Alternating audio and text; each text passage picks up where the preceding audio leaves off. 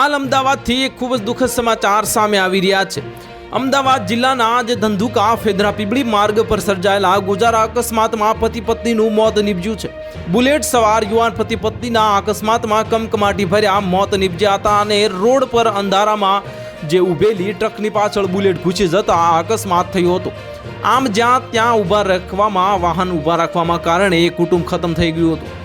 Truck ચાલકની બેદરકારીએ એક દંપતીને ખતમ કરી દીધું હતું અને મૃત્યુ પામેલા પતિ પત્ની શિહોર તાલુકાના વરલ ગામના વતની હતા। 26 વર્ષીય બુલેટ ચાલક નરેશભાઈ વઘોશીનું ઘટના સ્થળે મોત થયું હતું અને ગંભીર રીતે ઈજાગ્રસ્ત સેજલ વઘોશીને સરકારી હોસ્પિટલમાં ખસેડવામાં આવ્યા હતા અને 24 વર્ષીય સેજલને સરકારી હોસ્પિટલના ડોક્ટરે મૃત જાહેર કર્યા હતા।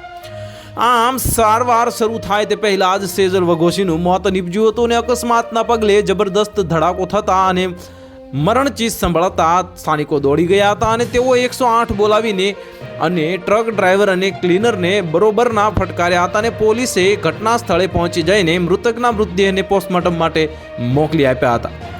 આમ ગુજરાતમાં કોઈ દિવસ બાકી રહેતો નથી જ્યારે અકસ્માત સર્જાયો ન હોય। જો ટ્રક ચાલકે તેની હેડલાઇટ ચાલુ રાખી હોત તો આ પ્રકારની પરિસ્થિતિ સર્જાય ન હોત અને આ દંપતી જીવતું હોત।